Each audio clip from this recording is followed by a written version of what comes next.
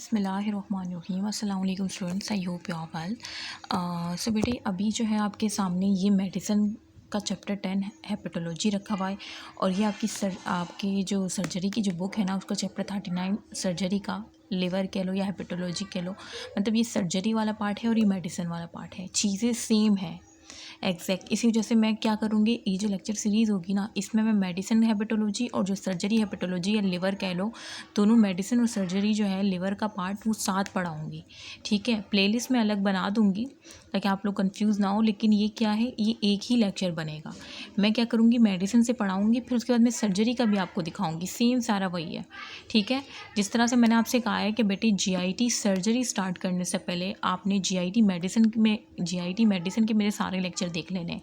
ठीक है, तो जीआईटी वाली मेडिसिन के लेक्चर तो अपलोड हैं, वो आपने देख लिए। उसके बाद आपने इसोफेगस का सर्जरी देख लिया। उसके बाद आप हेपेटोलॉजी के जब देखोगे ना, ये मेडिसिन और सर्जरी में साथ पढ़ा रही हूँ, इस वजह से उस वक्त भी मुझे ऐसे ही करना चाहिए था, लेकिन इन खैर अभी हम कर लेते हैं। ठीक है, तो बेटे हम स्टार्ट करते हैं। सबसे पहले आपकी हेपेटोलॉजी में ना मैं आपको जॉइंटिस का बता देती हूँ, फिर जो सर्जरी से होगा फिर वो मैं आपको बता दूँगी। ठीक है, तो अब आपको पता है कि हमारा जो फर्स्ट टॉपिक है, सब टॉपिक है हेपेटोलॉजी में, क्या है, जॉइंटिस टॉपिक है हमारा। ठीक है, तो जॉइंटिस क्या होता है जॉइंटिस? अगर आपसे कोई पूछे कि व्हाट इज़ जॉइंटिस, आप क्या बोलोगे? जॉइंटिस जो है वो बेसिकली क्या होती है, स्किन, स्केला और म्यूकस मेम्ब्रेन की येलोइश डिस्कलरेशन होती है।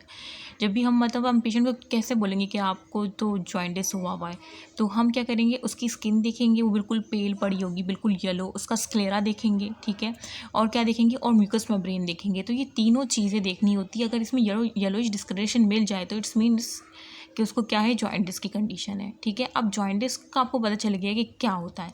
अब ये कॉज किस वजह से ये पीलापन आ जाता है स्किन, स्क्लेरा और म्यूकस मेम्ब्रेन पे, तो बेटे ये इस वजह से आता है कि इंक्रीज बिलिरुबिन कंसनट्रेशन हो जाती है। बॉडी फ्लूइड के अंदर जो बिलिरुबिन की कंसनट्रेशन है ना वो बढ़ जाती है। अब ये बिलिरुबिन कहाँ से आता है, तो जब भी अगर मैं आपको ये दिखाऊँ, ये वाले डायग्राम, हेमोग्लोबिन जो है ना हमारा, तो हेमोग्लोबिन जब ब्रेक डाउन होता है, जब ये टूटता है तो ये ग्लोबिन प्रोटीन में टूटता है और हीम पार्ट में टूटता है ना।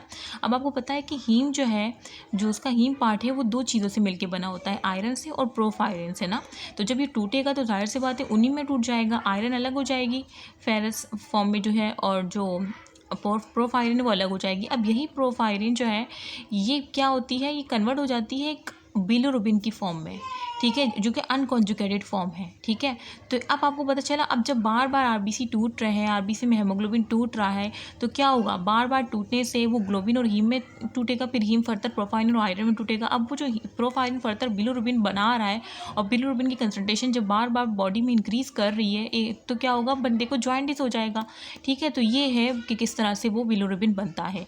और फिर ये बिलिरुबिन अनकॉन्जुगेटेड फॉर्म में फिर वो जो है एल्बुमिन उसको लिवर हेपेटोसाइट के पास लेके जाता है। ठीक है, फिर वहाँ से वो जो है ना कॉन्जुगेटेड फॉर्म में बाहर निकलता है। ठीक है, तो वो पूरा प्रोसेस मैं आगे बताऊंगी। ठीक है, फिर वो कॉन्जुगेट फॉर्म स्मॉल इंटेस्टाइन के पास जाती है, फिर स्मॉल स्टड को बिलिरुबिन के तौर पे फीसिस में निकल जाती है और बाकी एब्जॉर्ब होकर किडनी के पास आती है और यूरोबिलोजिन की फॉर्म में आती है। तो ये सारा प्रोसेस मैं आपको बाद में बताऊंगी, लेकिन यहाँ बताने का ये मकसद ये था कि आपको पता चल जाए कि बिलिरुबिन की कंसनट्रेशन कहाँ से इंक्रीज़ हुई है, किस तरह से इंक्रीज़ हो रही है। आरबीसी की ब्रेक डाउन से, आरबीसी में हेमोग्लोबिन भी तो होता है ना, मतलब आरबीसी हेमोग्लोबिन से मिलकर बना है, तो हेमोग्लोबिन जो होता है पार्ट जब वो टूटता है तो उसके नतीजे में बिलिरुबिन की कंसनट्रेशन इंक्रीज़ हो रही है। ठीक है, तो अब आपको समझ आ गया।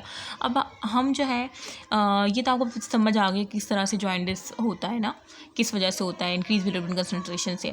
बाकी हम इसको डिटेक्ट कैसे कर सकते हैं पेशेंट के अंदर, तो बेटे अगर उसका प्लाज्मा बिलिरुबिन 40 माइक्रोमोल पर लीटर हो, ठीक है, तो इसका मतलब कि उसका बढ़ा हुआ ये 2.5 मिलीग्राम पर डेसीलीटर आपको मिले। पेशेंट का बिलिरुबिन अगर आपको 2.5 मिलीग्राम पर डेसीलीटर मिले या क्या मिले, 40 माइक्रोमोल पर लीटर मिले, तो इसका मतलब कि उस पेशेंट को क्या है, जॉइंटिस है। ठीक है, बाकी आप उसकी उसकी अपीयरेंस से भी देख लोगे कि हाँ इसको जॉइंटिस की कंडीशन है। जब आप टेस्ट करवाओगे तो उसमें आपको बिलिरुबिन 2.5 मिलीग्राम पर डेसीलीटर मिलेगा या 40 माइक्रोमोल पर लीटर मिलेगा, जो कि इंडिकेशन है कि हाँ इसको जॉइंटिस है। ठीक है, जो नॉर्मल बिलिरुबिन होता है ना वो लेस देन 1 मिलीग्राम पर डेसीलीटर होता है, तो नॉर्मल वैल्यू अभी आपने साथ में इस तरह से लिख लेनी है। अच्छा बेटे, तो अब क्या होता है, बिलिरुबिन की मेटाबॉलिज्म किस तरह से होती है ना, जिस तरह से अब देखो जो हमारा जो आरबीसी के जो लाइफ स्पैन है वो 120 डेज है, उसके बाद वो टूटता है। तो जब टूटेगा तो उसमें जो हेमोग्लोबिन जो है वो ग्लोबिन और हीम में टूटेगा, फिर हीम फर्दर आयरन और प्रोफाइन में टूटेगा, फिर प्रोफाइन फर्दर किस में कन्वर्ट होगा, बिलिरुबिन में, जो कि अनकॉन्जुगेटेड फॉर्म है। ठीक है, अब वही मैं आपको बता रही हूँ कि अनकॉन्जुगेटेड बिलिरुबिन, अब इसकी फर्दर मेटाबॉलिज्म होगी। ठीक है, कि बिलिरुबिन एल्बुमिन आएगा और इस बिलिरुबिन को अपने साथ ले जाके लिवर के पास ले जाएगा। ठीक है, फॉर कॉन्जुगेशन, और फिर वो कॉन्जुगेशन फॉर्म की फॉर्म में, कॉन्जुगेटेड फॉर्म में फिर दोबारा लिवर से निकलेगा। ठीक है, तो एल्बुमिन का काम क्या है कि अनकॉन्जुगेटेड बिलिरुबिन को लिवर के पास लेके जाना और फिर उसको कॉन्जुगेट करके निकालना। अब वो एक एंजाइम के थ्रू होता है, कौन सा होता है, यूडीपी ग्लूकोनाइड ट्रांसफरेज, आगे मैं बताऊँगी। ठीक है, अब ये सारी बातें जो मैं आपको वर्बली बताई है ना, वो सारी यहाँ पे लिखी हुई है, कोई रॉकेट साइंस नहीं है कि बिलिरुबिन जब बना है उसकी मेटाबॉलिज्म कैसे होगी। तो बिलिरुबिन जो पहले बनेगा वो कौन सी फॉर्म में होगा, अनकॉन्जुगेटेड बिलिरुबिन, तो वही लिखा हुआ है अनकॉन्जुगेटेड बिलिरुबिन। इसको हम इनडायरेक्ट बिलिरुबिन भी कहते हैं। ठीक है, एक बात आपने याद रखनी है कि ये क्या है, इनडायरेक्ट बिलिरुबिन है। ठीक है, और ये लिपिड सॉल्युबल होता है। ठीक है, ये लिपिड सॉल्युबल होता है, वाटर सॉल्युबल नहीं होता। अगर ये वाटर सॉल्युबल होता तो खुद सोचो ये डायरेक्ट किडनी के थ्रू बॉडी से निकल जाता। ठीक है, तो ये इस तरह से याद रखो लिंक के थ्रू कि अच्छा ये जो है लिपिड सॉल्युबल है, ये वाटर सॉल्युबल नहीं है। अगर वाटर सॉल्युबल होता फिर तो ये किडनी से बाहर निकल जाता डायरेक्ट ना। तो एक ये बात याद रखनी है कि अनकॉन्जुगेटेड बिलिरुबिन लिपिड सॉल्युबल है, जो कि इनडायरेक्ट बिलिरुबिन है, जबकि जो कॉन्जुगेटेड बिलिरुबिन है ना वो आपका डायरेक्ट बिलिरुबिन है, उसे डायरेक्ट बिलिरुबिन कहते हैं, और वो वाटर सॉल्युबल होता है। ठीक है, जो कॉन्जुगेटेड बिलिरुबिन होता है वो वाटर सॉल्युबल होता है, जो अनकॉन्जुगेटेड होता है वो लिपिड सॉल्युबल होता है। मैं साथ साथ आपको डिफरेंस बता रही हूँ। ठीक है, इसको ऐसे याद रखो कि रूबी की बिल्ली, एक रूबी नाम की लड़की है और उसकी बिल्ली है। तो रूबी की बिल्ली का मतलब ये है कि बिलिरुबिन इंक्रीज़ है। ठीक है, बिलिरुबिन इंक्रीज़ है, और बिल्ली जो है हमेशा पानी में, अगर पानी में उसको बिठाओ तो वो सॉल्युबल तो नहीं होगी ना, नहीं होगी, तो इसका मतलब कि वो लिपिड सॉल्युबल है। इस तरह से याद रखो। ठीक है, अब अगर आपको इस तरह से याद हो रहा है या जिस तरह से मैं बता रही हूँ वैसे आपको याद हो रहा है तो ये आप पे डिपेंड करता है। ठीक है, अच्छा, end product of heme degradation है, आपने खुद देख लिया कि ये एंड प्रोडक्ट है हीम डिग्रेडेशन का। ठीक है, कोई इसमें रट्टे लगाने की बात ही नहीं है। और बाकी वही कह रहे हैं कि ये बाइंड होता है एल्बुमिन के साथ। क्यों होता है एल्बुमिन इसको क्यों अपने साथ बाइंड करता है। ठीक है, समझ लो कि एल्बुमिन एक गाड़ी है और इस गाड़ी में ये बिलिरुबिन को बिठा के लिवर के पास ले जाता है। ठीक है, तो वही कह रहे हैं कि बाइंड होता है एल्बुमिन के साथ और फिर उसके थ्रू ट्रांसपोर्ट होता है ब्लड से लिवर हेपेटोसाइट्स में। लिवर के अंदर जो हेपेटोसाइट सेल्स होते हैं ना, ब्लड सेलर सेल्स, वहाँ जाके ट्रांसपोर्ट हो जाता है थ्रू बिलिरुबिन, ब्लड से लिवर में चला जाता है थ्रू बिलिरुबिन। मतलब ये गाड़ी के तौर पर काम करता है एल्बुमिन। ठीक है, इस तरह से याद रख लो। ठीक है, तो ये मेन चीज़ थी जो मैंने आपको अनकॉन्जुगेटेड बिलिरुबिन में बता दी। अच्छा, उसके बाद कॉन्जुगेटेड बिलिरुबिन, जिस तरह से मैंने कहा कि अनकॉन्जुगेटेड इनडायरेक्ट कहते हैं और कॉन्जुगेटेड बिलिरुबिन को हम डायरेक्ट बिलिरुबिन कहते हैं। ठीक है, और अच्छा मैं इधर ही बता दी हूँ, तो जब ये गाड़ी में बिलिरुबिन एक गाड़ी है, ये बिलिरुबिन को लेके लिवर के पास ले जाता है। ठीक है, ये क्यों यहाँ पे लेके जाता है, क्या मकसद है, मैंने क्या बताया, इसका मकसद क्या है, ताकि अनकॉन्जुगेटेड कि क्या हो सके, कॉन्जुगेशन हो सके। और वो कहाँ पे होती है, लिवर में होती है। क्यों लिवर में, ऐसी क्या खास बात है, इस वजह से क्योंकि लिवर के पास एंजाइम है, लिवर के पास वो एंजाइम है जो कि अनकॉन्जुगेटेड को कॉन्जुगेटेड में कन्वर्ट कर देता है। ठीक है, और वो कौन सा है, यूडीपी ग्लूकोनाइड ट्रांसफरेज। और वो यूडीपी ग्लूकोनाइड ट्रांसफरेज जब बिलिरुबिन अनकॉन्जुगेटेड पे एक्ट करता है तो इसमें एक ग्लूकोनाइड ग्रुप ऐड कर देता है। ग्लूकोनाइड ग्रुप जब ऐड करता है ना अनकॉन्जुगेटेड में, तो वो कॉन्जुगेटेड फॉर्म में आ जाता है, तो उसे हम कहते हैं बिलिरुबिन ग्लूकोरोनाइड। क्यों कहते हैं ग्लूकोरोनाइड, क्योंकि यूडीपी ग्लूकोनाइड ट्रांसफरेज जो एंजाइम था ना, उसने ग्लूकोनाइड ऐड कर दिया है अनकॉन्जुगेटेड में, और जब ऐड कर दिया है तो वो बिलिरुबिन ग्लूकोरोनाइड फॉर्म में आ गया, जिसे हम कॉन्जुगेटेड फॉर्म कह रहे हैं। ठीक है, तो ये इस वजह से, और जैसे ही वो कन्वर्ट हो जाता है तो ये बाहर निकल जाता है। अब इसको आप इस तरह से याद रख सकते हो कि ये बिलिरुबिन जो है ना अनकॉन्जुगेटेड, इसकी शादी नहीं हुई थी, तो ये गाड़ी में बैठ के गया और ये जो है ना वो था, मस्जिद था। ठीक है, तो ये लिवर को आप मस्जिद समझ लो, तो इस तरह से जो है ना गाड़ी में बैठ के बिलिरुबिन गया मस्जिद में, और वहाँ पे जो है जो यूडीपी ग्लूकोनाइड ट्रांसफरेज था, आप उसको मौलवी समझ लो कि जो एंजाइम है वो मौलवी है, और उसने क्या कर दिया, ग्लूकोरोनाइड को ऐड कर दिया इस कपल के साथ, मतलब इस लड़की के साथ उस ग्लूकोनाइड जो लड़का था ना उसको ऐड कर दिया, तो ये कपल की फॉर्म में हो गई। तो ये मतलब इसकी अब शादी हो गई है बिलिरुबिन ग्लूकोनाइड की, तो उस फॉर्म में ये बाहर निकल गया। ठीक है, इस तरह से कहानी करके याद रख लो। अब यही चीज़ें मैं आगे आपको बताऊँगी कॉन्जुगेटेड बिलिरुबिन में। ठीक है, देखो ये सारी वही बातें हैं जो मैंने आपको भी बताया कि भाई बधाई, पता नहीं क्या मैं कह रही हूँ। लिटरली मेरी जो है ना ये लेक्चर सीरीज़ तो कंप्लीट हो जाएगी, लेकिन मुझे लग रहा है कि मैं जो जिस तरह से बोल रही हूँ ना तेज़ तेज़, तो उससे कहीं मेरी लैंग्वेज पे फ़र्क ना पड़ जाए। वैसे सबको मेरी वॉइस और वो सारे कमेंट पढ़ के ना तो मुझे हंसी आ जाती है कि आप बहुत अच्छा बोलती हैं ये। फिर मुझे लगता है कि at the end of this lecture series जो है मेरी जो है वो चाइनीज़ या पता नहीं क्या ही बोलूँगी मैं, अल्लाह रहम फरमाए। अच्छा बेटे, तो कॉन्जुगेटेड बिलीरुबिन जो है जैसे मैंने बताया कि बेटे ये डायरेक्ट बिलीरुबिन होता है, अनकॉन्जुगेटेड वाला इनडायरेक्ट होता है, और ये वाटर सॉल्युबल होता है जबकि वो लिपिड सॉल्युबल था। ठीक है, फिर मैंने क्या कहा था कि जो अनकॉन्जुगेटेड वाला होता है वो एल्बुमिन के साथ बैठ के गाड़ी में लिवर में चला जाता है। ठीक है, लिवर में क्या होते हैं वहाँ पे यूटीपी ग्लूकोनाइड ट्रांसफरेज होता है, हेपेटिक यूटीपी ग्लूकोनाइड ट्रांसफरेज। तो वही कह रहे हैं कि ये फॉर्म होता है कॉन्जुगेटेड बिलीरुबिन किस तरह से फॉर्म हुआ था कि क्या हुआ था, ये इस तरह से फॉर्म हुआ था कि जो अनकॉन्जुगेट बिलीरुबिन था ना जिसकी शादी नहीं हुई थी, तो उसके साथ क्या हो गया, यूटीपी ग्लूकोनाइड ट्रांसफरेज ने एक्ट किया, इस एंजाइम ने इस अनकॉन्जुगेट पे एक्ट किया इन दी लिवर, और इसके साथ एक ग्लूकोनाइड को ऐड कर दिया। जब इसके साथ एक ग्लूकोनाइड ऐड हो गया तो ये क्या हो गया, कॉन्जुगेट बिलीरुबिन बन गया। तो वही कह रहे हैं कि it's form in unconjugate conjugate by hepatic UTP glucuronide transferase. ठीक है, अच्छा, और ये क्या है, वाटर सॉल्युबल है, लूजली बाउंड टू एल्बुमिन होता है। इस वजह से जो एक्सेस वो होता है कॉन्जुगेट बिलीरुबिन, वो क्या हो जाता है, प्लाज्मा में एक्सक्रीट हो जाता है यूरिन के थ्रू। ठीक है, तो ये आपने याद रखना कि वाटर सॉल्युबल है, इस वजह से ये यूरिन के थ्रू एक्सक्रीट हो सकता है, जबकि आपने देखा था कि अनकॉन्जुगेटेड वाला लिपिड सॉल्युबल था तो वो एक्सक्रीट नहीं हुआ था। ठीक है, और ये इस वजह से एल्बुमिन के साथ भी लूजली बाउंड है बिकॉज इट्स वाटर सॉल्युबल। तो ये सारी वही बातें हैं जो भी आपको मैंने कहानी के तौर पर पीछे बताई ना। और बाकी जब ये कॉन्जुगेट बिलीरुबिन बन जाता है ना तो ये किस में स्टोर हो जाता है, गॉल ब्लैडर में। ठीक है, गॉल ब्लैडर में ये स्टोर हो जाता है, उसके बाद ये रिलीज़ होता है ड्यूडेनम में या कॉमन बाइल डक्ट। तो यहाँ पे मैंने ये इस वजह से पहले से बना लिया क्योंकि आपको पता है कि एक हाथ में मेरा मोबाइल है और एक हाथ से ये मैं चला रही हूँ तो बहुत मुश्किल होती है, तो इस वजह से पहले से मैंने बना लिया। तो देखो ये राइट हेपेटिक डक्ट है, ये लेफ्ट हेपेटिक डक्ट है, ये दोनों मिलके एक कॉमन हेपेटिक डक्ट बना रही है। कॉमन हेपेटिक डक्ट के साथ आप देख रहे हो कि सिस्टिक डक्ट कनेक्ट है, ये गॉल ब्लैडर मैंने बनाया है और ये सिस्टिक डक्ट है। तो कॉमन हेपेटिक डक्ट तो आ रही है ऊपर से, यहाँ से सिस्टिक डक्ट भी मिल गई। अब कॉमन हेपेटिक डक्ट और सिस्टिक डक्ट मिल के क्या बन रही है, कॉमन बाइल डक्ट बन रही है। ठीक है, तो आपका जो है ये जो राइट हेपेटिक और लेफ्ट हेपेटिक यहाँ कहाँ से आ रहा है, ये लिवर से ही आ रहे हैं ना ये डक्ट। तो मैंने लिवर को इस तरह से ट्रांसवर्सली काटा है तो ये वो शक्ल है कि ये जो राइट हेपेटिक डक्ट जो लेफ्ट ये कहाँ से आ रही है, ये लिवर से आ रही है। तो लिवर से यहाँ से जो है ना कॉन्जुगेट बिलीरुबिन आ रहा है जिसकी हमने शादी करवा दी है। शादी किसने करवाई है, यूटीपी ग्लूकोनाइड ट्रांसफर जो कि मौलवी था, और लिवर हमारा अस्तगफिरुल्लाह, कहीं मैं इस तरह से मैंने ट्रिक बनाई है लेकिन अस्तगफिरुल्लाह कि कहीं इससे मुझे कोई गुनाह ना मिल जाए। ठीक है, कि मैंने इस तरह से मतलब एक अपने लिए बनाई थी तो मैंने आपको भी बता दी।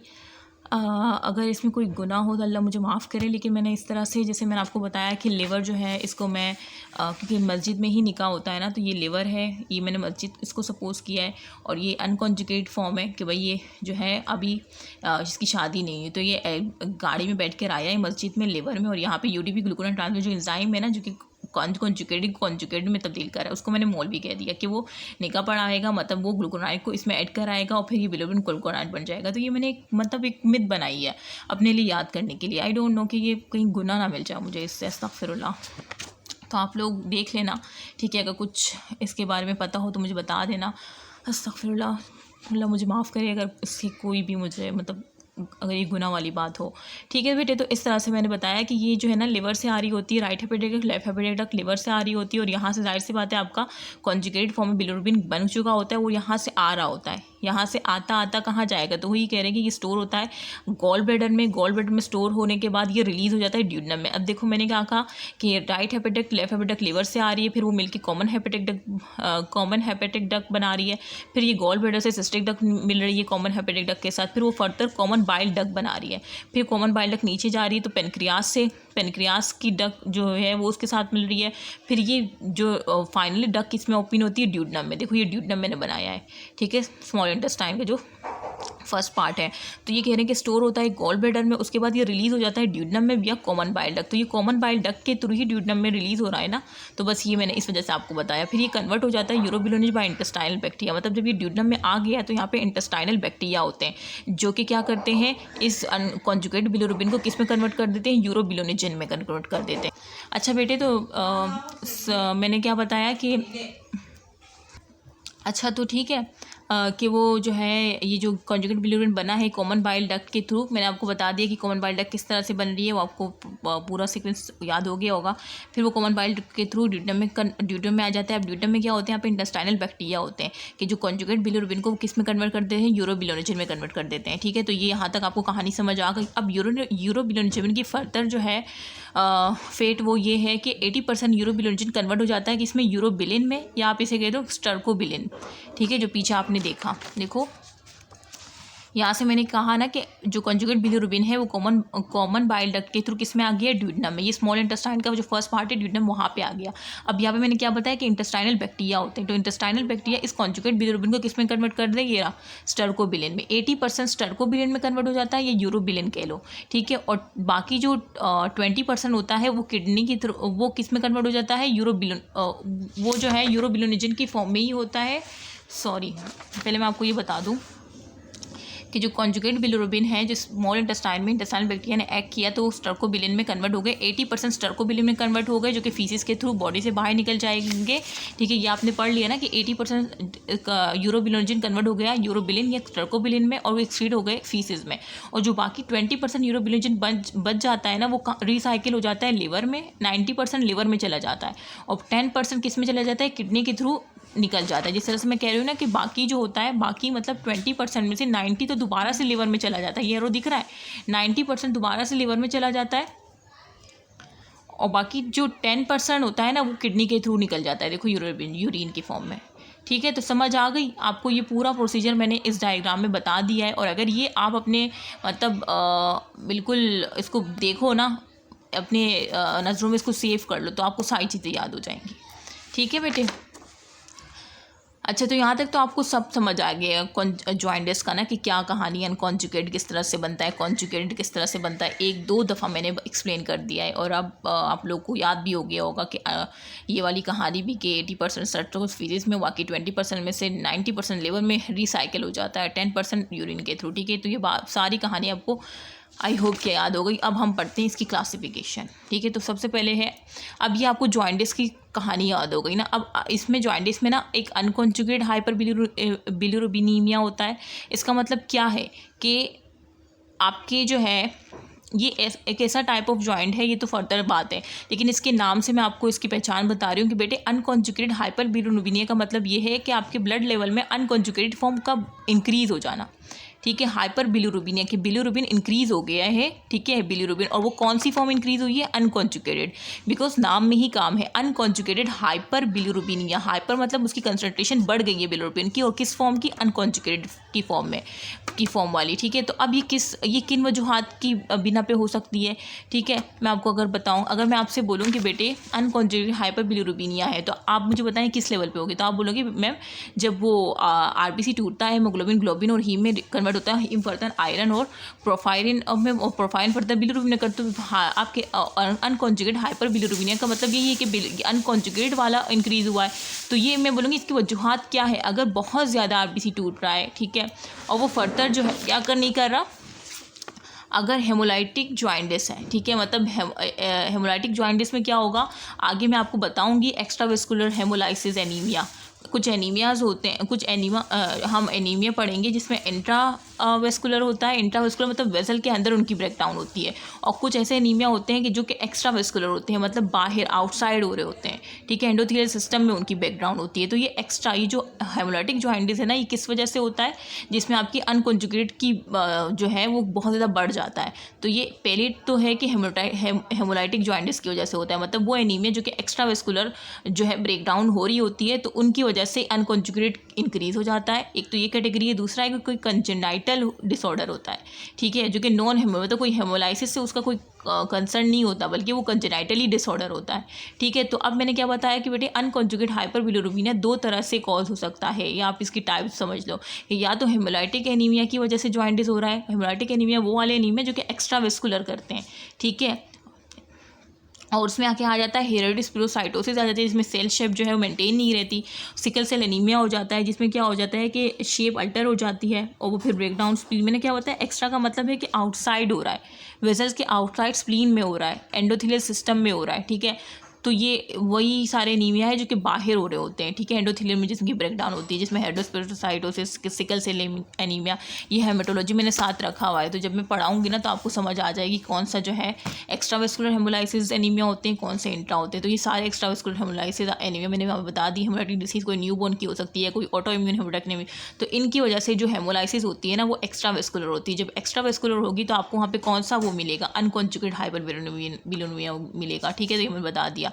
अच्छा, ये पहले जो ये टाइप ऑफ जॉइन है जिसमें कॉन्जुगेट बिलिरुबिन लेस देन 20%, ये लेस देन 20%, तो जाहिर सी बात है जब अनकॉन्जुगेटेड बहुत ज़्यादा है तादाद मिली तो कॉन्जुगेट की कम मिलेगी ना, तो लेस देन 20% देखा। इसमें कॉन्जुगेट बिलिरुबिन आपको बहुत कम मिलेगा, लेस देन 20% मिलेगा, ठीक है।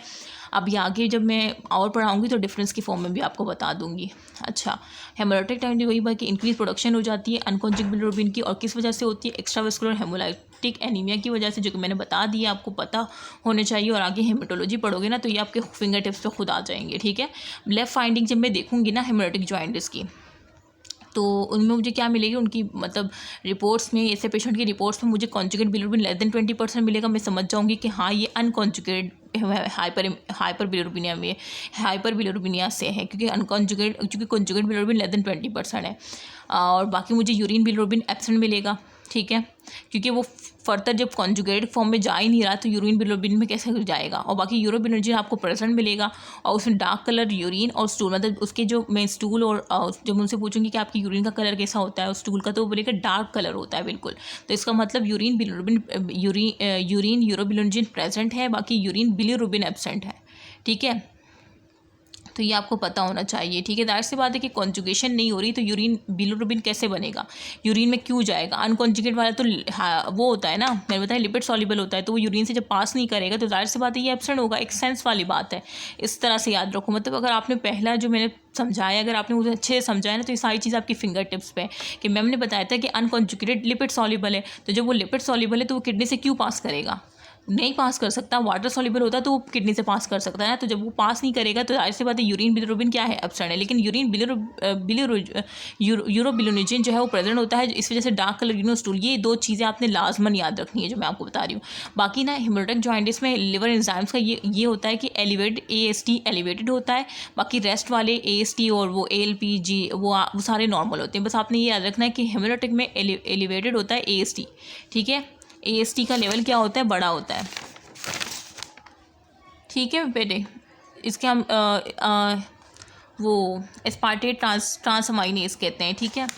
और इसको ना अभी आगे मैं आपको बताऊंगी कि AST क्या है। इसको मैंने ये याद रखा है कि S आ रहा है ना, तो 7 मतलब आगे मैं बताऊंगी, अभी आप लोग कंफ्यूज हो जाओगे, ठीक है। बस इसमें अब आगे जब मैं बताऊंगी ना ट्रिक, तो दोबारा से मैं यहाँ पे ना आपको रिवाइज करवा दूंगी, ठीक है। तो पहले तो हमने पढ़ लिया। दूसरा क्या है, कोई कंजेनाइटल नॉन हेमोलाइटिक जॉइंटिस है, कंजेनाइटल बेस पे कोई एरर है ना, तो उसमें आपको जाहिर सी बात है या तो अपटेक कम, ये उसमें ये होगा कि जो अनकॉन्जुगेट बिलिरुबिन की अपटेक हो रही थी ना, लिवर उसे अपटेक कर रहा था ना, एल्बुमिन लेकर आ रहा था लिवर में, या तो वो लिवर तक पहुंच नहीं रहा, उसकी अपटेक मतलब पहुंच रही है लेकिन बहुत कम है, डिक्रीज अपटेक है, और या कॉन्जुगेशन बहुत कम हो रही है, ठीक है। या तो कॉन्जुगेशन मतलब लिवर ने ले तो लिया लेकिन उसको कॉन्जुगेशन नहीं कर पा रहा, उसकी शादी नहीं कर पा रहा, उसको ग्लूकोराइड ऐड नहीं कर पा रहा, UDP ग्लूकोराइड ट्रांसफरेज जो है वो कुछ काम कर रहे हैं, कुछ नहीं कर रहे, ठीक है, लिवर के अंदर, या उसको ले नहीं पा रहा वो, ठीक है। तो ये दो कंडीशन की वजह से आपको कंजेनाइटल नॉन हेमोलाइटिक जॉइंटिस मतलब पेशेंट को फेस करने को मिल सकती है।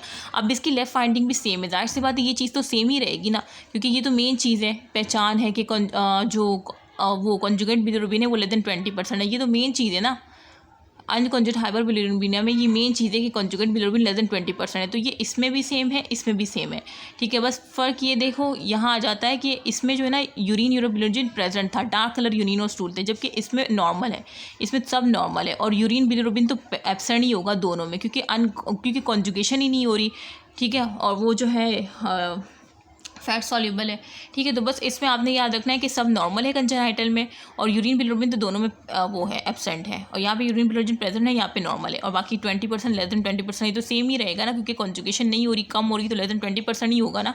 तो बेटे ये आपने लेफ्ट फाइंडिंग देख ली। अब इसके बाद जो कंजेनाइटल नॉन हेमोलाइटिक जॉइंटिस में जो आ रही है ना, वो क्रिगल नजार सिंड्रोम 1 है और क्रिगल नजार सिंड्रोम 2 है, और बाकी एक है गिलबर्ट सिंड्रोम, ठीक है। तो ये याद रखना है। पहले गिलबर्ट सिंड्रोम बता देती हूँ, ये ऑटोसोमल डोमिनेंट होता है और इसमें ये जो यूडीपी मैंने आपको क्या बताया कि अनकॉन्जुगेटेड हाइपरबिलिरुबिnemia क्यों हो रहा है, या कंजेनाइटल वाले में क्या बताया कि या तो वो इंजाइम काम नहीं कर पा रहा, वो मोल में जिसमें कह रही थी ना कि इंजाइम होता है उसको शादी करवा देता है अनकॉन्जुगेटेड से कॉन्जुगेटेड में करवा देता है ग्लूकोनाइट ऐड करके, या तो उस इंजाइम में डिफेक्ट है या क्या है कि लिवर टेक नहीं कर रहा। तो ये अभी उसी इंजाइम के लिहाज से कंजेनाइटल डिसऑर्डर है कि, और गिलबर्ट सिंड्रोम में ये होता है कि ऑटोसोमल डोमिनेंट की कंडीशन होती है और इसमें जो है ये जो इंजाइम होता है ना यूटीपी ग्लूकोनाइड ट्रांसफरेज, जिसमें मौलवी कहती है जो कि अनकॉन्जुगेटेड कॉन्जुगेट में कन्वर्ट करता है ग्लूकोनाइड को ऐड करके, तो वही डिक्रीज़ हुआ है। ज़्यादातर जब वो डिक्रीज़ हुआ होगा तो वो इस वजह से जो है ना अनकॉन्जुगेट हाइपरबिलिरुबिnemia में फॉल करता है। ठीक है, तो ये डिक्रीज़ हुआ है। अब इसमें ये बिनाइन डिसऑर्डर है, ठीक है, और ये एडल्ट लाइफ में मिल सकता है और ये मजीद एग्रीवेट कर सकता है अगर कोई फास्टिंग या अल्कोहल या स्ट्रेनस एक्सरसाइज कर रहा है और उसका कोई ट्रीटमेंट नहीं है। ठीक है, बाकी जो क्रिकल नजार सिंड्रोम 1 है और जो 2 है ना, ये दोनों ऑटोसोमल रिसेसिव है और जो 1 वाला होता है ना वो जो है ख़तरनाक होता है क्योंकि उसमें जो यूटीपी ग्लूकोनाइड ट्रांसफर है तो बिल्कुल एब्सेंट हुआ होता है। ठीक है, और जो 2 वाला होता है ना उसमें डिक्रीज़ हो रही होती है एक्टिविटी, मतलब होती है लेकिन कम होती है, डिक्रीज़ हुई होती है। बाकी लिवर दोनों में नॉर्मल होता है, लीवर तो तीनों में ही नॉर्मल है। कंजेनाइटल डिसऑर्डर है, वो कंजेनाइटल डिसऑर्डर ये है कि एंजाइम डेफिशिएंसी है, या तो बिल्कुल एब्सेंट है या डिक्रीज़ हुई है एक्टिविटी, जिसे आपने गिलबर्ट में देखा कि कम हुई, डिक्रीज़ हुई भी है। इसी वजह से जो है वो प्रॉपर काम नहीं कर रहा लिवर अपना, ठीक है, वो अपटेक नहीं कर पा रहा अनकॉन्जुगेट को या उससे कन्वर्ट नहीं कर पा रहा। यही आपने देखा ना कंजेनाइटल में, तो वही चीज़ है। तो यहाँ पे आपने डिक्रीज एक्टिविटी देखी कि वो कम हुई हुई एक्टिविटी, इस वजह से जो है वो जो है अनकॉन्जुगेट हाइपरबिलिरुबिnemia पेशेंट फेस कर रहा है। और इसमें आपने क्या देखा कि ये बिल्कुल एब्सेंट है, इस वजह से ये जो है फेटल कंडीशन है, इन्फेंसी में होता है और कनेक्टरस कॉज कर सकता है, मतलब अनकॉन्जुगेबल ब्रेन में जा सकता है और तबाही में जा सकता है। ठीक है, कनेक्टरस हो सकता है। इसकी ट्रीटमेंट हम इंटेंसिव फोटोथेरेपी दे सकते, एक्सचेंज ट्रांसफ्यूजन कर सकते हैं और लिवर ट्रांसप्लांटेशन हो सकती है इसमें। और ये क्योंकि इतना खतरनाक नहीं होता क्योंकि यहाँ पे एंजाइम काम कर रहा होता है लेकिन कम काम कर रहा होता है, इस वजह से कनेक्टर्स नहीं कॉमन होता है इन बच्चों में और ये ओरल फिनोबार्बिटोल से हम ट्रीट कर लेते हैं। ठीक है, क्रिकल नजार को आप इससे रख दो कि बच्चों में होता है ना, तो आप एक सी फॉर क्यूट सा बच्चा इस तरह से ना इसको याद कर लो। तो आई होप कि आपको ये समझ आ गया हो। उसके बाद हेपेटोसेलुलर जॉइंटिस में ये होता है कि लिवर में प्रॉब्लम होती है, कोई पेरेन्काइमल लिवर डिसीज़ है जिसकी वजह से जो है लिवर की इनएबिलिटी है किसको ट्रांसपोर्ट करने की, बिलिरुबिन को ट्रांसपोर्ट करने की इनटू द बाइल। ठीक है, तो हेपेटोसेलुलर नाम से ही जाहिर है कि हेपेटोसेलुलर जॉइंटिस मतलब कि लिवर पेरेन्काइमा में कोई डैमेज हुआ है, कोई डिसीज़ हुई है, कोई इन्फ्लेमेशन हुआ है जिसकी वजह से जो है लिवर अपना काम नहीं कर पा रहा, इनेबल है। ठीक है, इनेबल है, तो उसमें आपको क्या मिलेगा, मतलब वो जो है ना अपना काम प्रॉपरली नहीं कर पा रहा, कुछ को वो अनकॉन्जुगेटेड को कन्वर्ट कर रहा है और कुछ को जो है नहीं कर रहा, मतलब इसमें ना आपको दोनों इंक्रीज मिलेंगे। ये मिक्स हाइपरबिलिरुबिनीमिया है। मिक्स मतलब आपको एलिवेशन अनकॉन्जुगेटेड बिलिरुबिन की भी मिलेगी और कॉन्जुगेटेड की भी मिलेगी, जबकि अनकॉन्जुगेटेड में आपको सिर्फ अनकॉन्जुगेट की मिल रही थी। या तो वो हेमोलाइटिक जॉइंटिस में कोई प्रॉब्लम थी या क्या थी कंजेनिटल नॉन मतलब एंजाइम डेफिशिएंसी या एब्सेंस आपने देखा था ना उसमें। और इसमें क्या है कि हेपेटोसेलुलर की लिवर में कोई डिसीज़ है, लिवर में कोई इन्फ्लेमेशन है जिससे जो आपको मिक्स मिल रहा है, अनकॉन्जुगेट भी एलिवेट मिल रहा है और कॉन्जुगेटेड भी। अब देखो इसमें कॉन्जुगेट बिलिरुबिन जो है ना 20 से 50% आपको मिलती है कॉन्जुगेशन। ठीक है, और बाकी जो है जाहिर सी बात है इसमें आपको कॉन्जुगेशन हो रही है ना 20 से 50%, तो आपको यूरिन बिलिरुबिन भी इंक्रीज़ मिलेगा और यूरोबिलोनिजिन भी इंक्रीज़ मिलेगा, दोनों इंक्रीज़ मिलेंगे। बस इसमें ये याद रखो कि दोनों इंक्रीज़ मिलेंगे। और ये जो लिवर एंजाइम होगा ना, हाँ लिवर एंजाइम आपने याद रखना है पहले ही, तो ये आपको समझ आ गया ना 20 से 50। हेपेटोसेलुलर में आपने कॉन्जुगेट बिलिरुबिन 20 से 50% देखा, जबकि अनकॉन्जुगेट में कितने परसेंट आपने देखा था 20%, लेस देन 20%। यहाँ पे लेस देन 20% था क्योंकि कॉन्जुगेशन नहीं हो रही थी या बहुत कम हो रही थी, तो इस वजह से कॉन्जुगेट बिलिरुबिन बहुत कम है, लेस देन 20% है। और यहाँ पे जो है हो रही है लेकिन प्रॉपर नहीं हो पा रही, तो इस वजह से 20 से 50% है। और यहाँ पे आपको मिक्स मिल रहा है, अनकॉन्जुगेट भी एलिवेट मिल रहा है और कॉन्जुगेट बिलिरुबिन भी एलिवेट मिल रहा है, जबकि यहाँ पे सिर्फ अनकॉन्जुगेट हाइपरबिलिरुबिन नाम से ही जाहिर है।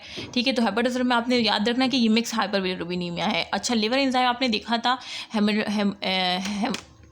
क्या कह रही हूँ मैं, हेमोलाइटिक जॉइंटिस में लिवर एंजाइम AST वाला बड़ा था, जबकि कंजेनाइटल में लिवर एंजाइम नॉर्मल थे। लेकिन हेपेटोसेलुलर जॉइंटिस में याद रखना है कि लिवर एंजाइम जो होते हैं ना वो बेस करते हैं कि वायरल हेपेटाइटिस मिला है, हेपेटाइटिस की वजह से लिवर की इन्फ्लेमेशन डैमेज हो सकता है ना, क्या तो वायरल हेपेटाइटिस होगा या अल्कोहलिक हेपेटाइटिस होगा।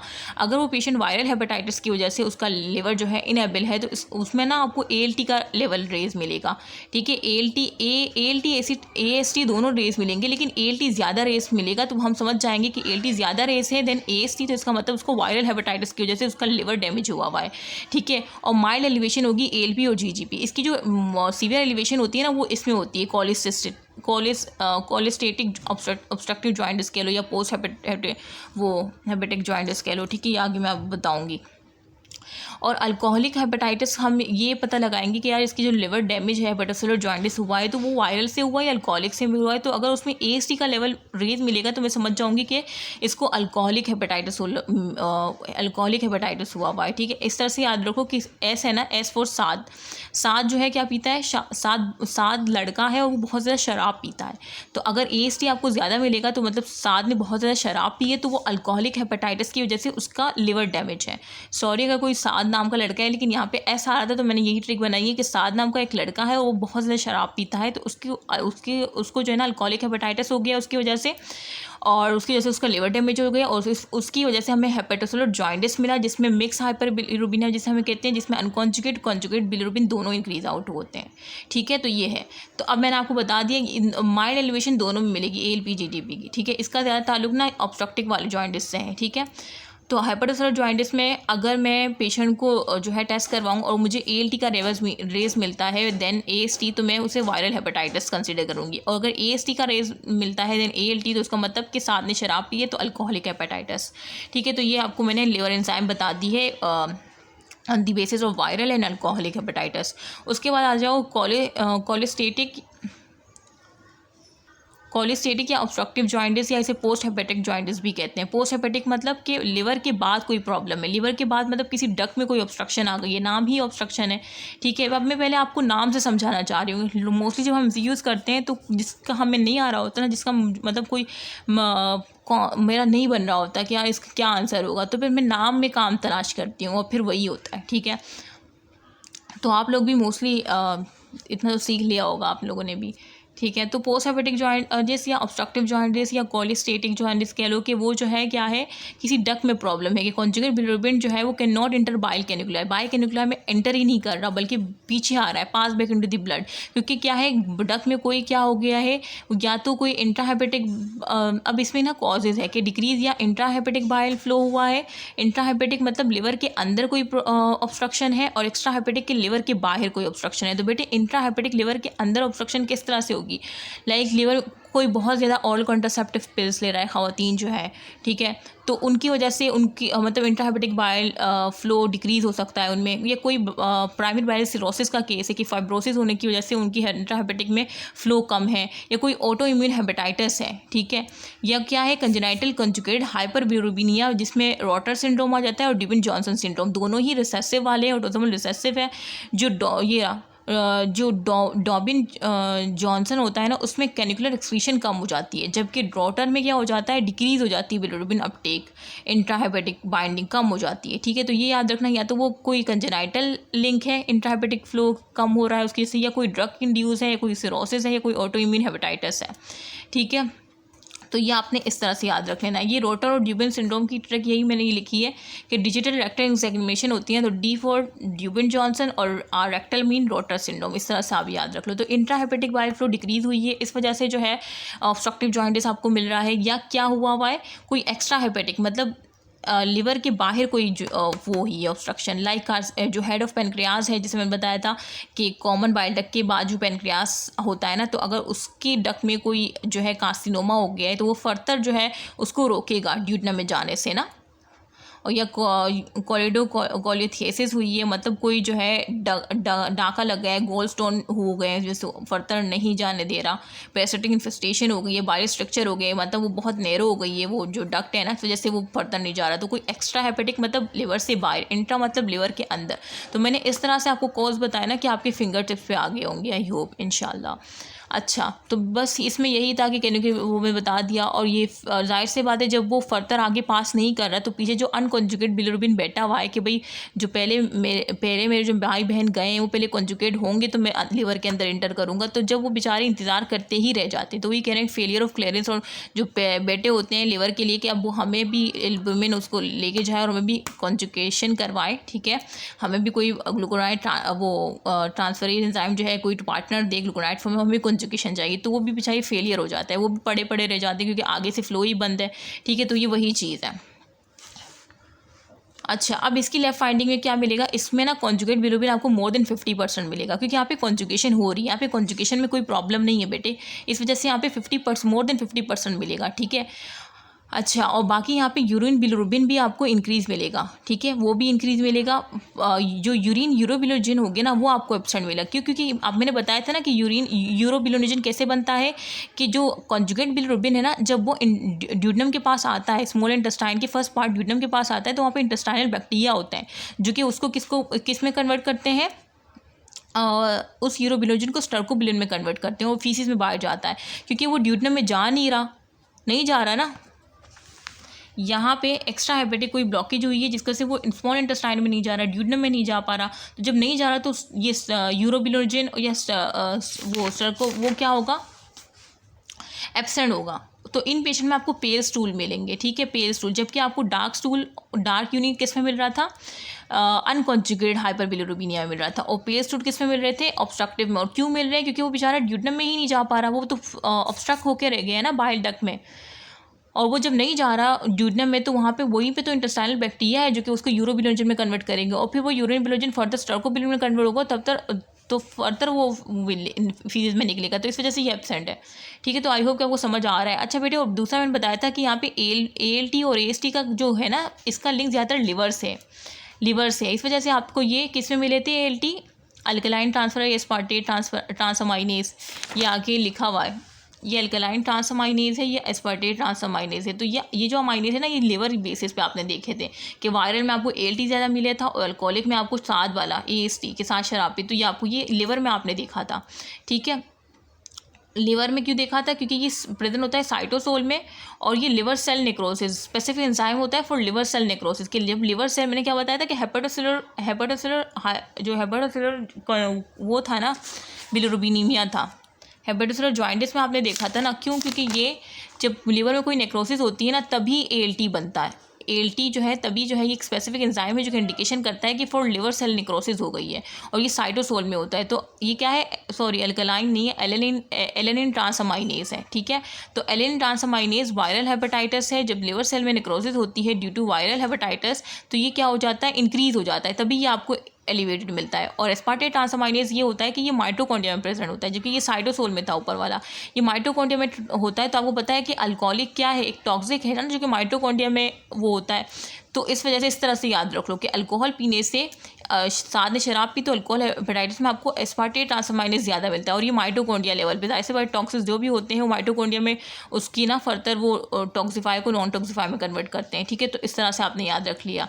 और बाकी जो कॉलिस्टेटिक जॉइंटिस है या ऑब्स्ट्रक्टिव जॉइंटिस है उसमें ना आपको कौन सा मिलता है, ये अल्कलाइन फोस्फेटेस और गामा ग्लूटामाइल ट्रांसफेरेज, ठीक है। तो ये दोनों आपको ऑब्स्ट्रक्टिव वाले में मिलते हैं, जो अभी मैं आपको पीछे दिखा रही थी कि ये दोनों किस में इंक्रीज होते हैं, ऑब्स्ट्रक्टिव में, और ये वाले लिवर से रिलेटेड है, ठीक है। ये उसमें लिवर में हेपेटोसेलुलर जॉइंटिस में मिलते हैं, ये ऑब्स्ट्रक्टिव जॉइंटिस में मिलते हैं।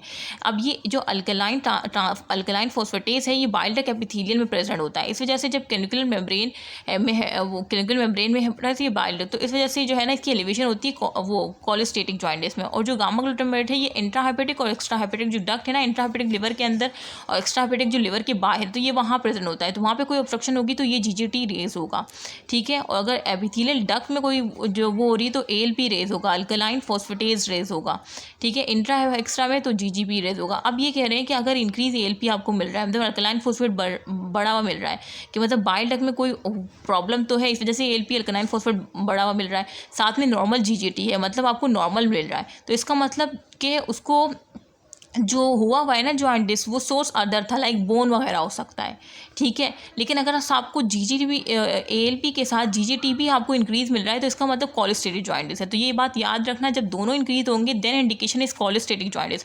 अगर सिर्फ एएलपी इंक्रीज है और जीजीटी नॉर्मल है तो इसका मतलब कि सोर्स अदर है, ठीक है, अदर देन कॉलेस्टेटिक जॉइंटिस, ठीक है। तो आई होप ये मैंने साथ इसी वजह से यहाँ पे पढ़ा लिया, क्योंकि यहाँ पे आया था ना तो मैंने साथ पीछे वाला भी पढ़ा दिया। तो लिवर एंजाइम में आपको माइल्ड एलिवेशन मिलती है एएलटी एएसटी की ऑब्स्ट्रक्टिव में, जबकि मार्क एलिवेशन एएलपी जीजी, मतलब एएलटी एएसटी ऑब्स्ट्रक्टिव में भी एलिवेशन मिलेगी लेकिन माइल्ड लेवल पे मिलेगी। एएलपी जीजीटी की अगर आपको ज़्यादा एलिवेशन मिलेगी तो हम फ़ौरन समझ जाएंगे कि पेशेंट को कोई है ऑब्स्ट्रक्टिव जॉइंटिस है, और फिर हम उससे हिस्ट्री लेंगे तो बोलेगा कहाँ मेरे स्टूल जो है ना बिल्कुल पेल कलर के आते हैं, तो इसका मतलब कि ऑब्स्ट्रक्टिव जॉइंटिस है। और साथ में अगर उसका जो है रिपोर्ट में मुझे एएलटी और एएसटी की मार्क एलिवेशन मिलती है और एएलपी जीजीटी कम माइल्ड एलिवेशन मिलती है, तो इसका मतलब मैं सपोज करूँगी कि उसको हेपेटोसेलुलर जॉइंटिस है, लिवर में कोई प्रॉब्लम है। अब लिवर में प्रॉब्लम वायरल हेपेटाइटिस की वजह से हो सकती है, अल्कोहलिक, अगर एएलटी की लेवल रेज मिल रहे हैं, ठीक है, तो मैं बोलूँगी कि आपको वायरल हेपेटाइटिस है। अगर एएसटी के लेवल रेज मिले तो इसका मतलब अल्कोहलिक हेपेटाइटिस है। तो आई होप कि आपको समझ आ गया हो।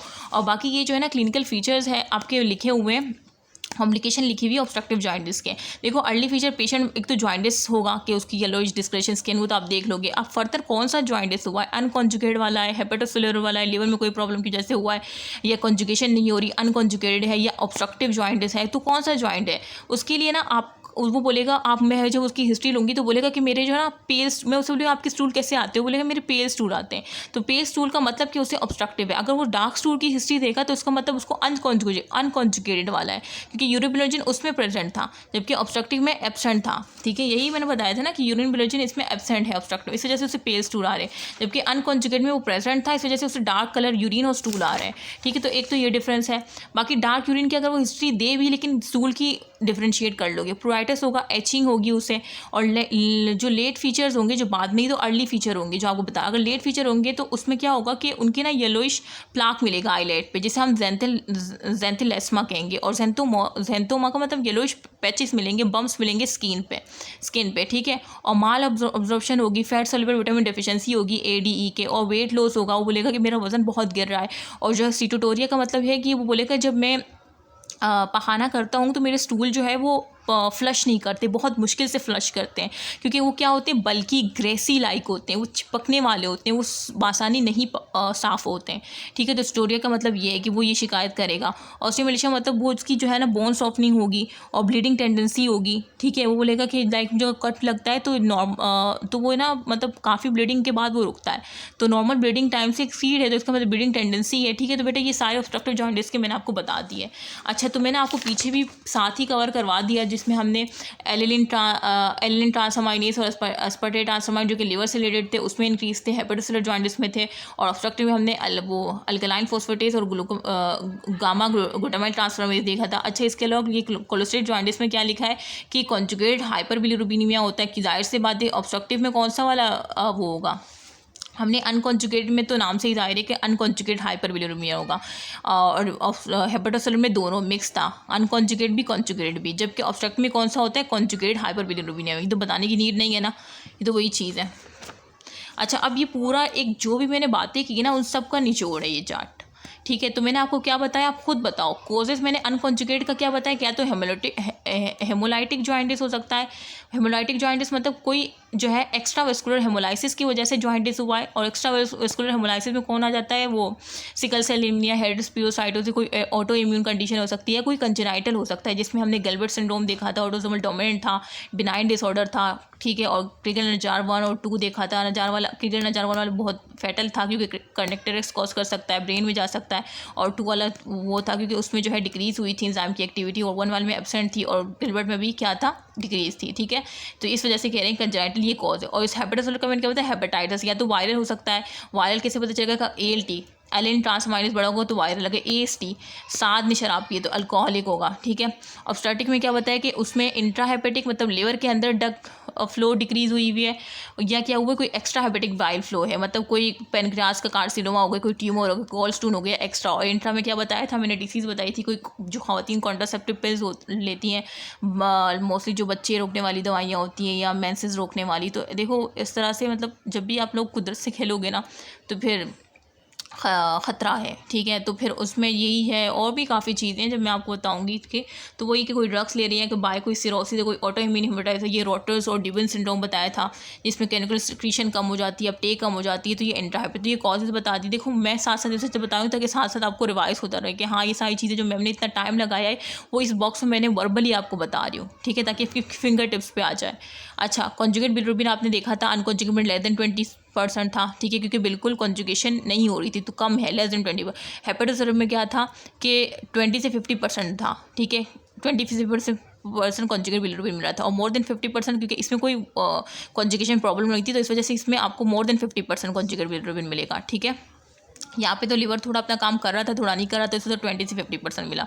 यहाँ पे लीवर की कोई ख़राबी नहीं है, लेकिन उसके फ्लो में ख़राबी है, तो यहाँ पे कॉन्जुगेट आपको मोर देन 50% ही मिलेगा। अच्छा, यूरिन बिलिरुबिन आपने देखा था कि यहाँ पे बिल्कुल एब्सेंट था, क्यों? क्योंकि जाहिर सी बात है कॉन्जुगेशन नहीं हो रही, तो वो बिलिरुबिन में कैसे कन्वर्ट होगा, तो वो फैट सॉल्युबल है, तो वो किडनी से कैसे रिलीज़ होगा, यूरिन के थ्रू हो ही नहीं सकता, तो एब्सेंट है। और यहाँ पे आपने देखा कि जाहिर सी बात है कि वो इंक्रीज़ है, ऑब्स्ट्रक्टिव में इसमें भी इंक्रीज़ है, इसमें कोई प्रॉब्लम नहीं है। अच्छा, यूरिन यूरोबिलोजिन में ये देख लो कि मैंने बताया था ना कि अनकॉन्जुगेट में पेशेंट जब मैं हिस्ट्री लूँगी तो बोलेगा कि हाँ मेरे बहुत डार्क स्टूल और डार्क यूरिन होता है, हेमोलाइटिक वाला, मतलब एक्स्ट्रा हेमोलाइटिक एनीमिया की वजह से ना उसमें हेमोलाइटिक जॉइंटिस में वो यही शिकायत बोलेगा कि हाँ मुझे बहुत डार्क कलर आते हैं। और बाकी जो कंजेनाइटल वाला होगा ना वो उसकी ये हिस्ट्री नहीं होगी, तो इसका मतलब उसमें कोई कंजेनाइटल वो है, डिफेक्ट है, ठीक है।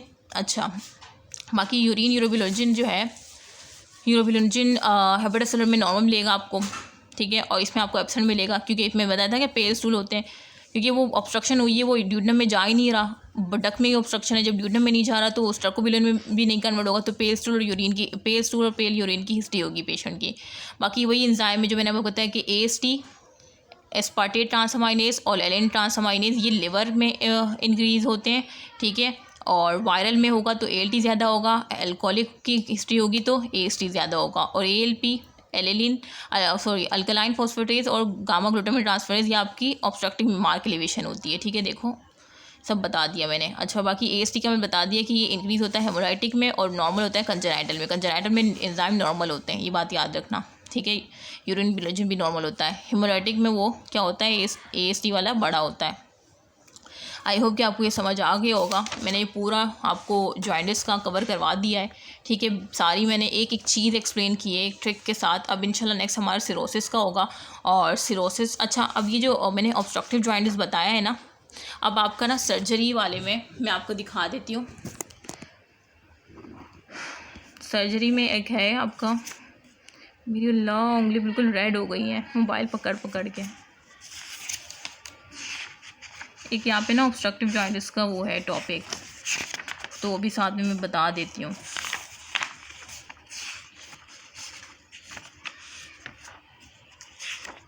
ये रहा, देखो ये सर्जरी में आपका ऑब्स्ट्रक्टिव जॉइंटिस का है, तो मैं साथ साथ यही बता देती हूँ क्योंकि यहीं पे मैंने समझाया है ना मेडिसिन से, तो ये मेडिसिन से जो मैंने समझाया है अब ये यहाँ से भी आप लोग देख सकते हो, ठीक है।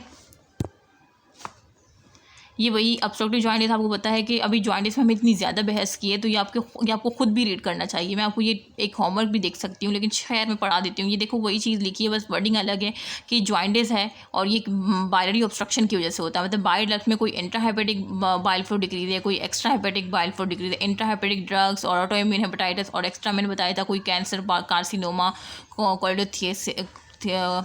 कोइडोकोलिथियासिस हो सकता है, पेस्ट इन्फेस्टेशन हो सकती है, बाइल स्ट्रक्चर हो सकते हैं, ठीक है। तो ऑब्स्ट्रक्शन की वजह से ब्लॉकेज ऑफ एनी डक, किसी भी डक, इंट्रा भी हो सकती है, एक्स्ट्रा भी हो सकती है, ठीक है। और क्या होगा कि वो जो कि कैरी करती है बाइल को लिवर से गॉल ब्लैडर में, तो जाहिर सी बात है जब डक ही में ही ब्लॉकेज है तो वो कैसे कैरी करेगी, ठीक है। और उसके गॉल ब्लैडर से फर्दर स्मॉल इंटेस्टाइन में, तो ये पैसेज नहीं फॉलो होगा क्योंकि डक में क्या है, ऑब्स्ट्रक्शन है। तो ये कॉजेज़ की वजह से होती हैं। तो कंजेनाइटल है कि कोई कोइडोसिस्ट है, या बाइल एट्रेजिया है, या इन्फ्लेमेटरी है कि कोई कोलेंजाइटिस है, ठीक है, या कोई ऑब्स्ट्रक्टिव है, कोई स्टोन बना है, कोई बाइल स्ट्रक्चर बना है, वही पैरासिटिक इन्फेस्टेशन जो मैंने यहाँ पे कॉजेज बनाई, बस ये इन्होंने फर्दर इसको अलग अलग कर दिया है। कोई एक्सटेंसिव कंप्रेशन है, लिम्फोडेनोपैथी ऑफ पोर्टोहेपेटिक नोड्स है, या कोई मेलिग्नेंसी है, कोई ट्यूमर है जिससे, या कोई न्यू प्लास्टिक, कोई कोलिंजियोकार्सिनोमा है, कोई कार्सिनोमा ऑफ द हेड है, देखो वही चीज़ें हैं। या कोई एम्पोलरी कार्सिनोमा है, तो ये वही सारी चीज़ें हैं, ठीक है। एक दफ़ा बस रीड कर लेना इसको। बस जो आपका जो कॉन्सेप्ट बनाना था ना, वो मैंने बहुत अच्छे से बना दिया है मेडिसिन में, तो मैं इस वजह से सर्जरी आपको ऊपर ऊपर से पढ़ा रही हूँ। क्लिनिकल फीचर मैंने क्या बताया कि आपको जो है जॉइंटिस मिलेगा, डार्क कलर यूरिन मिल सकता है, ठीक है। देखो, अगर वो डार्क कलर यूरिन के साथ कहता है कि मुझे पेल स्टूल आ रहे हैं, पेल स्टूल आ रहे हैं, तो इसका मतलब क्या है, उसको ऑब्स्ट्रक्टिव है। लेकिन अगर डार्क कलर यूरिन के साथ आपको डार्क स्टूल भी बोलता है, तो फिर वो अनकॉन्जुगेट हाइपरबिलिरुबिनिया होगा, ठीक है। तो ये पेल स्टूल यहाँ पे लिख लो, जो कि यहाँ पे मैं आपको बार बता रही थी। अच्छा, दूसरा क्या है, तो ये ब्लर हो गया। लाइट कलर स्टूल, देखो लिखा हुआ है आगे, लाइट कलर स्टूल मतलब पेल स्टूल, अल्कोहलिक स्टूल्स हो सकते हैं, ठीक है। प्रोराइटस हो सकता है, उससे एचिंग होगी, कॉम्प्लिकेशन में कोई इन्फेक्शन उसको, मतलब अब इसकी कॉम्प्लिकेशन ये है कि जाहिर सी बात है, जब वो जो है कॉन्जुगेट बिलिरुबिन डक्ट में पड़ा हुआ है, तो वो क्या हो सकता है इन फ्यूचर उसमें पड़े रहने से इन्फेक्शन हो सकता है, ठीक है। और ब्लीडिंग हो सकती है, ब्लीडिंग के चांस हो सकते हैं, रीनल फेलियर हो सकता है, हेपेटोरेनल सिंड्रोम हो सकता है, लिवर फेलियर हो सकता है कि अगर वो पड़ा वो उसको ट्रीट ना करे, कोई फैट मालब्यूशन हो सकती है। जैसे मैंने कहा था, पेशेंट बोलेगा कि मैं जब मेरे जो ना स्टूल बासानी फ्लैश नहीं होते, तो स्टूल जो है बल्कि फुल होते हैं, ग्रेसी लाइक होते हैं कि बहुत मुश्किल से फ्लैश होते हैं। Fat soluble vitamin deficiency A, D, E के जो मैंने यहाँ पे बताए थे ना, सब देखो वही है कि अर्ली फीचर जॉइंटिस, पेल स्टूल, डार्क यूरिन, ज़ेंथोलेस्मा, इसमें ये चीज़ें नहीं लिखी, वो तो मैंने आपको यहाँ से बता दी। मैल एब्जॉर्प्शन, सीटोरिया, वेट लॉस, ठीक है, ब्लीडिंग टेंडेंसी, वो सारी चीज़ें यहाँ पे। तो अब आपको देखो मेडिसिन और ये मैं सर्जरी साथ करवा रही हूँ, ठीक है, क्योंकि सब सारी चीज़ें थे। इन्वेस्टिगेशन में क्या करोगे, फुल ब्लड काउंट करोगे, full blood count, urea creatinine electrolyte करोगे, प्रोथम टाइम देखोगे। प्रोथम टाइम क्यों आ गया, क्योंकि ब्लीडिंग टेंडेंसी है ना, ब्लीडिंग टेंडेंसी के लिए प्रोथम टाइम देखोगे। INR देखोगे, उससे आपको ब्लीडिंग टेंडेंसी का पता चल जाएगा। लीवर फंक्शन टेस्ट करवाओगे, लीवर फंक्शन टेस्ट में आपको देखो कॉन्जुगेट बिलिरुबिन क्या बढ़ेगा, रेज मिलेगा। और कितने % रेज मिलेगा, अब बताओ खुद ही मुझे, 50%, मोर देन 50% रेज मिलेगा। यही आपने देखा है ना कि मोर देन 50% रेज मिलेगा, ठीक है। और बाकी आपको ये जो अल्कलाइन फोस्फेटेज और GTP, ये आपको लीवर फंक्शन टेस्ट में एलिवेट मिलेंगे, ठीक है। तो वही कह रहे हैं कि अल्कलाइन फोस्फेटेज रेज मिलेगा और गामा ग्लूटामेट ट्रांसफरेज भी रेज मिलेगा, ठीक है। और बाकी ट्रांसअमाइनेज जो ALP वो नॉर्मल मिलेंगे। तो अगर आपको ये ALP और GGT रेज मिल रहा है और साथ में कॉन्जुगेट मोर देन 50, तो इसका मतलब ये ऑब्स्ट्रक्टिव जॉइंटिस है। तो लीवर फंक्शन टेस्ट में आपको ये फिंगर टिप्स पे चीज़ें याद हो जानी चाहिए, जिस तरह से मैंने बताई है ना। देखो सेम वही सर्जरी में लिखा है। इमेजिंग जब आपको अल्ट्रासाउंड करवा सकते हैं, ERCP, MRCP, लिवर बायोप्सी करवा सकते हो, ठीक है। अच्छा, जनरल मैनेजमेंट, सबसे पहले तो इंट्रावेनस फ्लूइड दो उसको टू प्रिवेंट रीनल डिसफंक्शन, ठीक है। और एंटीबायोटिक दो कि अगर कोई इन्फेक्शन हो गया है, ठीक है, रीनल डिसफंक्शन बोल कर आपने इंट्रावेनस फ्लूइड वो कर दी। और इंश्योर करो एडुकेट न्यूट्रिशन उसकी, ठीक है। ट्रीट कोगुलोपैथी, मतलब जो ब्लीडिंग टेंडेंसी है, तो आप उसमें विटामिन K दोगे, ठीक है। विटामिन K से उसकी ब्लीडिंग वो हो जाएगी ना, रिजॉल्व हो जाएगी कोगुलो। फिर या फ्रेश फ्रोजन प्लाज्मा, बहुत सीवियर तो वो है, तो आप अगर इंप्रूवमेंट नहीं हो रही विटामिन K से, तो फिर आप फ्रेश फ्रोजन प्लाज्मा दे दो, ठीक है। तो ये कोगुलोपैथी को ट्रीट करने के लिए एंडोस्कोपिक प्रोसीजर है ये, ERCP और PTC। अब ये क्या है, स्पिनेक्टोमी की use for common bile duct stone के, अगर कॉमन बाइल स्टोन होए तो आप क्या कर दो, स्पिनेक्टोमी कर दो या स्टेंट इंसर्शन कर दो, ठीक है। अगर उससे आप नहीं कर तो आप स्टेंट लगा दो ताकि वो खुल जाए और पास हो सके। तो इसमें भी यही है कि स्टेंट लगा दो, टेम्प्रेरी वो कर दो। सर्जिकल प्रोसीजर जो है वो यही है कि वो कॉज ऑफ जॉइंटिस पे डिपेंड करते हैं कि अगर carcinoma of head of pancreas की वजह से वो ऑब्स्ट्रक्शन हुई है, तो आप कौन सा प्रोसीजर करो, विपल प्रोसीजर करो। अगर कॉरिडोकोलिथियासिस की वजह से हो रहा है, मतलब गॉल स्टोन बने, तो आप कॉरिडोकोटोमी करोगे ना। और अगर बेलरी एट्रेसिया हुआ है, तो फिर कैसा ही प्रोसीजर करोगे। तो ये मतलब कॉज पे डिपेंड करता है कि किस वजह से ऑब्स्ट्रक्शन हुई है, तो आप उस कॉज को ट्रीट करोगे तो ऑब्स्ट्रक्शन ट्रीट हो जाएगी। इसका मतलब ये है, बाकी छोड़ दो पॉसिबिलिटी ये सब। तो ये आपका ख़त्म। अब ये स्प्लीन तो मैं नेक्स्ट करवाऊंगी, लेकिन अभी मैंने ये सर्जरी में इसका एक था ऑब्स्ट्रक्टिव जॉइंटिस, तो इसमें ऑब्स्ट्रक्टिव जॉइंटिस सिर्फ दिया है इस सर्जरी में। बाकी ऑब्स्ट्रक्टिव जॉइंटिस मैंने, इसके अलावा जो हेपेटोसेलुलर जॉइंटिस है, अनकॉन्जुगेट हाइपरबिलिरुबिनिया है, अगर सर्जरी में नहीं भी दिया, मैंने आपको मेडिसिन से करवा दिया। अगर कोई क्वेश्चन आ भी जाएगा तो आप आसानी कर लोगे। और ये सब कुछ जो ना पूरा एक चार्ट में ये एक्सप्लेन है, ठीक है। तो इसको लाजमी कर लेना। आई होप कि आपको समझ आ गया हो। अब इंशाल्लाह जो है ना, मैं नेक्स्ट सिरोसिस करवाऊंगी, और सिरोसिस का भी सेम मेडिसिन से और इस तरह से सर्जरी से मैं पास करवाऊंगी, ताकि एक ही साथ में आपके चैप्टर्स कम टाइम में दोनों कवर हो जाए। क्योंकि बार बार मैंने पढ़ाया इसमें से भी है, लेकिन जब आप साथ में डिटेल वर्जन देखोगे और शॉर्ट वर्जन देखोगे तो आपके लिए आसानी होगी, ठीक है। सो आई होप कि आपको ये लेक्चर अच्छा लगा हो। मैंने हर चीज़ को बहुत डिटेल में करवाया है, जबकि मेरे पास खुद भी टाइम की बहुत किल्लत है, मेरे जो है एग्ज़ाम्स की बस डेट आने वाली है, लेकिन मैं यही दुआ कर रही हूँ कि थोड़ा सा मुझे टाइम मिल जाए ताकि मैं लेक्चर कंप्लीट करने के बाद फिर ख़ुद भी थोड़ा सा ना चीज़ों को देख सकूँ। लेकिन फिर मैं ये दुआ करती हूँ कि अल्लाह जिसमें मेरी खैर हो वही हो, क्योंकि कुछ बाज़ वक़्त हम ऐसी दुआ कर रहे होते हैं ना कि हम अपने लिहाज से देख रहे होते हैं, जबकि अल्लाह ताला को पता है ना कि किस में हमारी खैर है। तो मैं मोस्टली फिर यही दुआ करती हूँ कि अल्लाह जिसमें खैर हो वो हो, लेकिन मैं ये चाहती हूँ कि थोड़ा सा डिले हो जाए। लेकिन फिर मैं ये बोलती हूँ कि अल्लाह बेहतर तू जानता है, जिसमें मेरी खैर हो वो कर ले। तो आप लोग भी ऐसी दुआ मांगा करो और मेरे लिए ख़ास कर दुआ करना, ठीक है? ख़ास कर अपनी दुआओं में याद रखना, ताकि मैं जो है ज़्यादा से ज़्यादा आपके लिए लेक्चर अपलोड करके मेडिसिन सर्जरी को कंप्लीट करूँगी। देन मेडिसिन के एमसीक्यूज़ आदमी करवाने हैं मुझे, बीसीक्यूज़, ईएमक्यू, ठीक है? और फिर अपना भी पढ़ना है, तो दुआओं में लाज़मी याद रखना, ठीक है? ओके, अल्लाह हाफ़िज़। इंशाल्लाह नेक्स्ट जो है हम सिरोसिस एंड कॉम्प्लिकेशन और साथ में सर्जरी को भी प्रोसीड करेंगे। ओके, अल्लाह हाफ़िज़।